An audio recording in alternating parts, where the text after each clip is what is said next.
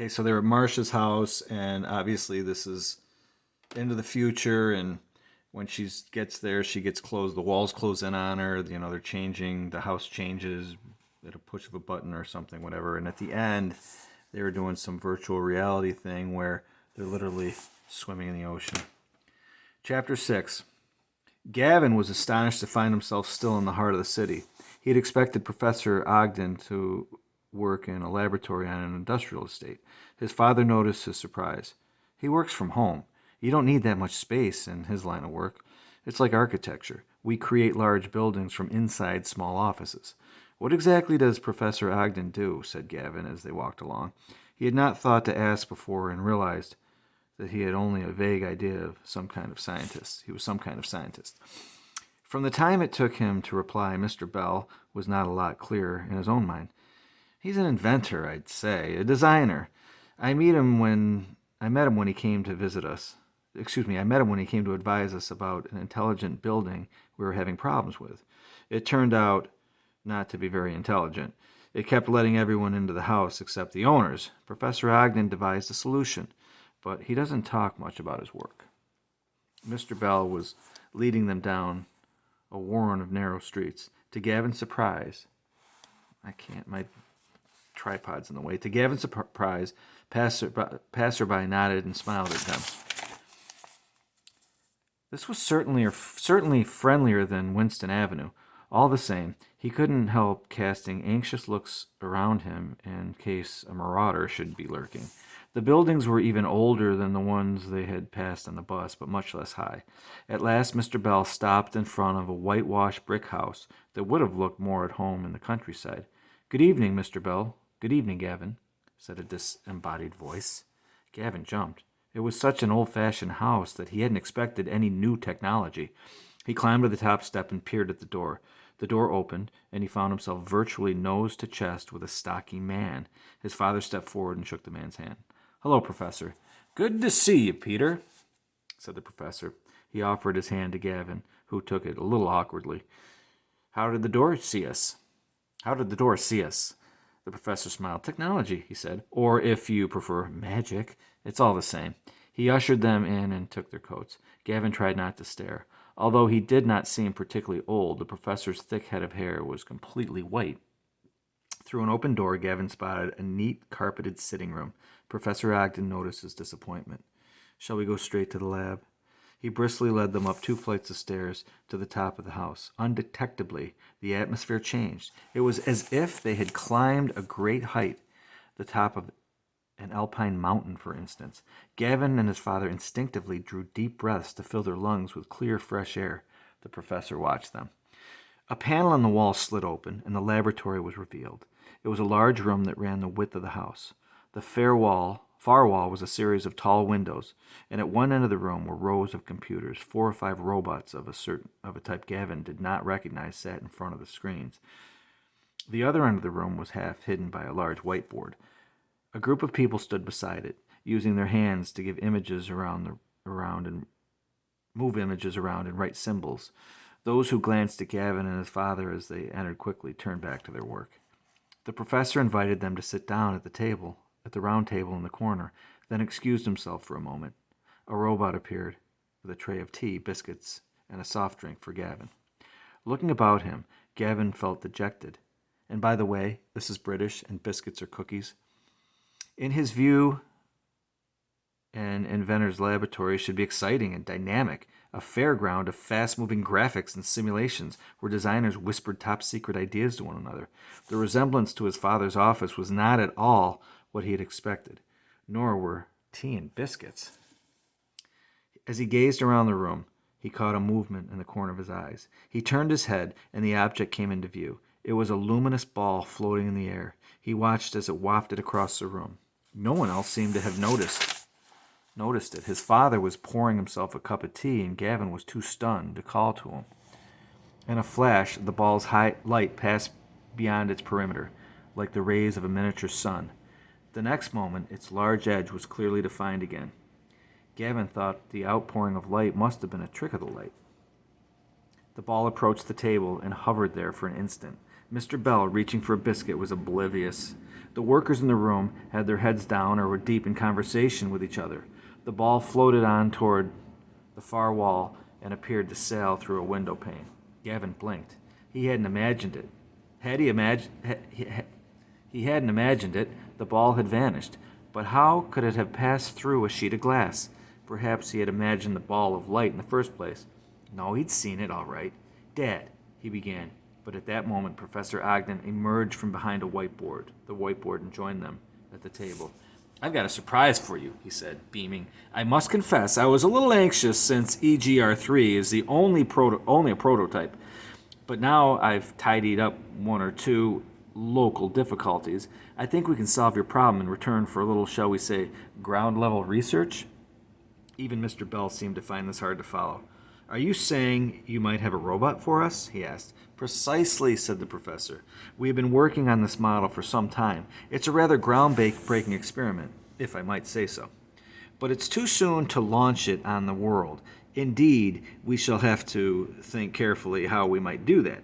A somber look came over his face, and his attention drifted for a second or two. No matter, he continued. That's where you can be of great service. If we can test EGR3 in a safe, friendly environment, then we shall know whether it really can do all that we believe it to be capable of. Mr. Bell still wore a puzzled expression. I don't quite understand where we fit in. I mean, if this robot is so remarkable, you can't be suggesting it comes work for us. Why not? Professor Ogden sounded rather abrupt. Don't you think our requirements are a bit modest? Housework, escorting the children. The professor laughed.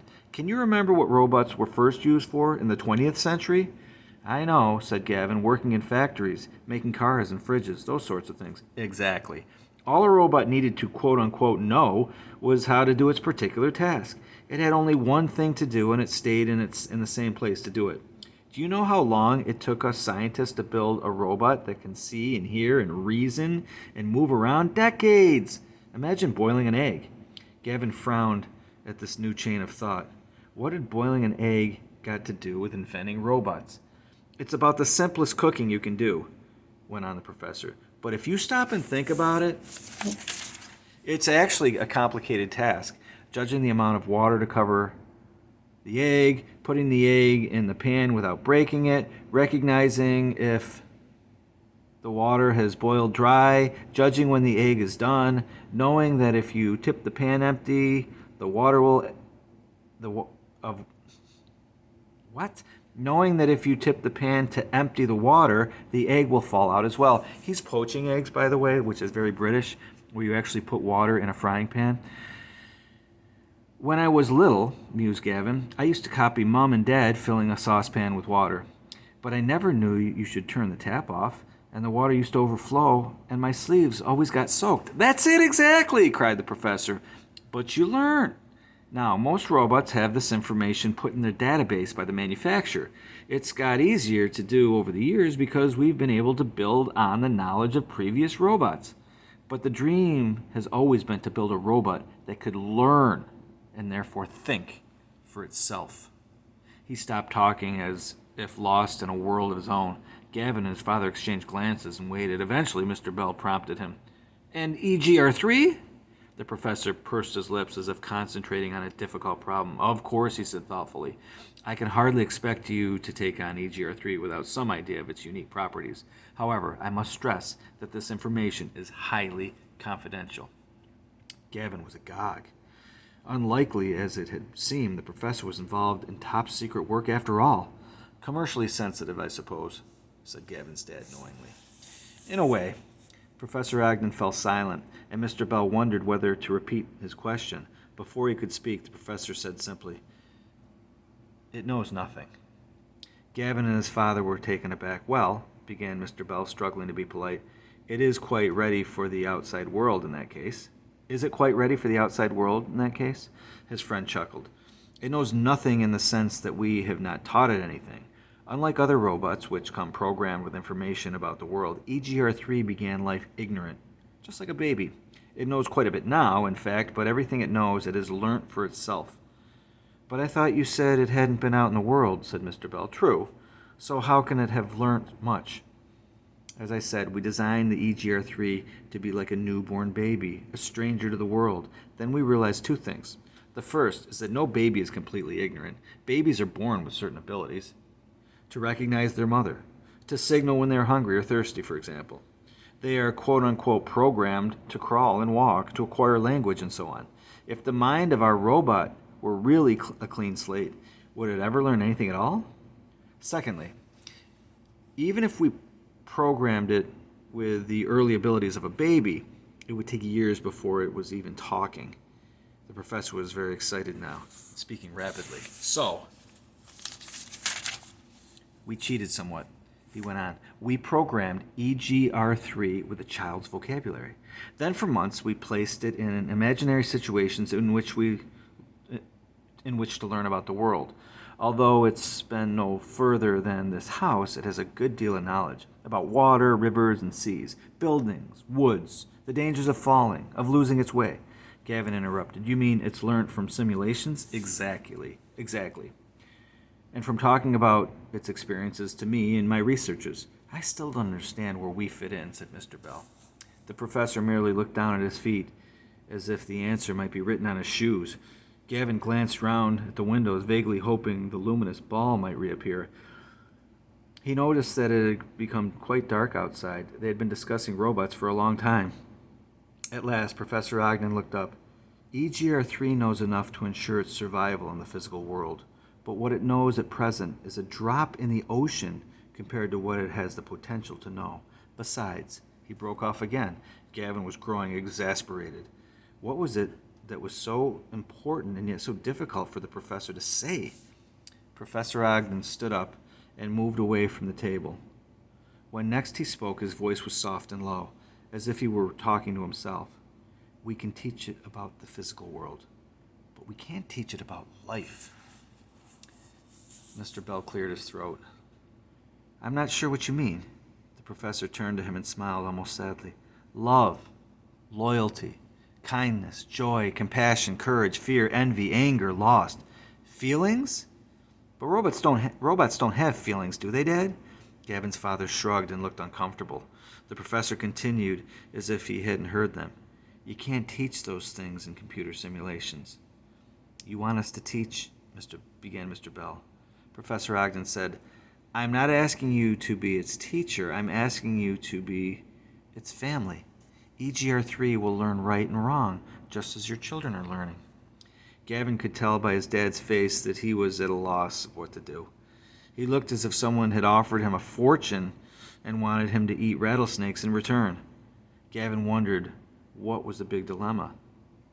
There were many questions that he was longing to ask, and he found himself crying out, But what exactly can it do? His father looked at him in surprise. Gavin, he admonished. No, it's a good question, said the professor. Here I am asking you to help raise a robot, and yet you came to me in the first place to ask for help, he laughed. It struck me as a most fortuitous coincidence. Most fortuitous. You see, EGR3 really can't be left to his own devices. The moment your father explained that you wanted an assistant for, what's his name? Grumps? I realized this could be the answer to our problem. It sounds to me as if Grumps is actually very able, apart from his timing problem. He just needs a bit of help, as you say. EGR3 will make an ideal assistant. He noticed Gavin's crestfallen face. Still waiting for an answer to your question? Tell me first, young man, he said kindly. What can you do? I don't know. At least I know some things, that is, stammered Gavin. I'm sure you can do many things, but you know you are still growing up. Well, I would say the same thing about EGR3. We must wait and see. Wait and see. While he was speaking, the professor had moved closer to the board. He put his head around and beckoned. A figure appeared. Gavin and Father gasped. For a moment, it looked as if a carefully arranged pile of narrow rubber tires were walking toward them.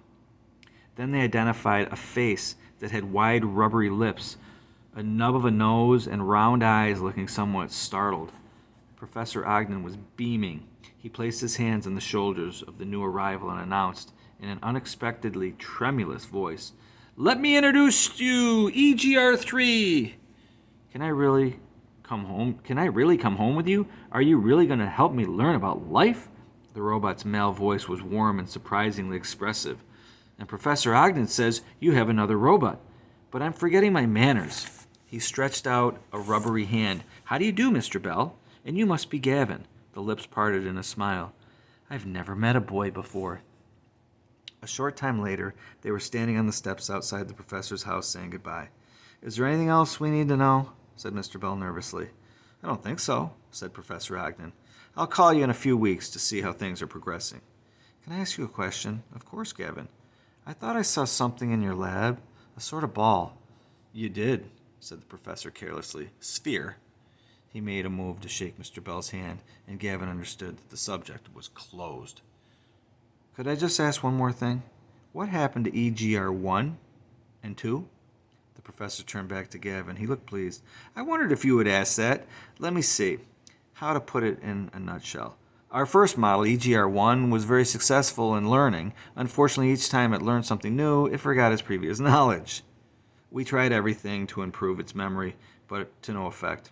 We had to dismantle it, he sighed. In EGR2? Professor Ogden brightened up. Great improvement. We learned from our mistakes, and this new prototype could remember everything she learned. However, that is not necessarily always a good thing. What was worse, she considered every bit of information to be fact, which is interesting because we're going to be writing writing pieces. What was now you and I know that cannot be true. If I say it's a lovely day and you say it's cold and wintry, which is a fact, yet we are both describing the same day. Sounds like she couldn't reason properly, observed Gavin. That is part of the problem, yes. So did you dismantle her too? Said Mr. Bell. A shadow passed over the professor's face. Metaphor. One day we took her for a walk and she came to a road. I said the road was clear and we started to cross. Just then my assistant cried out that a convoy was coming. We humans crossed safely or jumped back onto the curb. He broke off. And the robot? Urged Gavin. Paralysis. I'm afraid poor EGR2 was so caught up trying to work out which fact was true, reconciling the two beliefs, as we say, that she couldn't move. Then, crushed by a lorry, which is a truck. It conjured up a horrible picture. What a waste, remarked Mr. Bell. Not entirely, said the professor with a nod in EGR3's direction. The robot had been waiting patiently at the bottom of the steps. He looked up at his creator with a grateful expression. Professor Ogden smiled affectionately, but briefly.